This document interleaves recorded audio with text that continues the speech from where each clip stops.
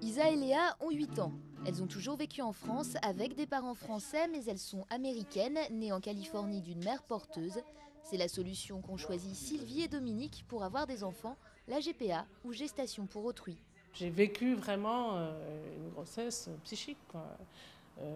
Même si c'est Mary qui portait les enfants, moi j'étais celle qui dans ma tête était enceinte, quoi. Je me levais le matin, j'avais des nausées, j'avais mal au ventre, j'avais mal au cœur, j'avais tous les symptômes d'une femme enceinte, quoi.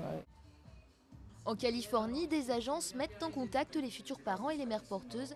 Dédommagée à hauteur de 12 000 $, Marie a porté un embryon fécondé par Dominique. Génétiquement, c'est lui le père. Nous, elle nous a expliqué qu'elle nous avait choisi parce qu'elle aimait beaucoup la France. Et nous, ce qui nous plaisait chez elle, c'est qu'elle avait une famille nombreuse. Oui, comme nous. Le recours à une mère porteuse est interdit en France et devrait le rester. À l'unanimité, le panel de citoyens des États généraux de la bioéthique clos en juin a rejeté cette idée. Pour Sylvie et Dominique, ces consultations ont été instrumentalisées.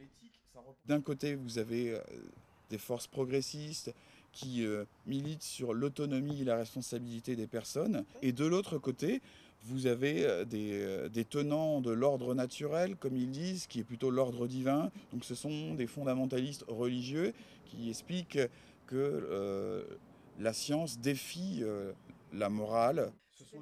Avec 300 autres couples partis comme eux à l'étranger trouver une mère porteuse, Sylvie et Dominique militent avec passion pour la légalisation de la gestation pour autrui.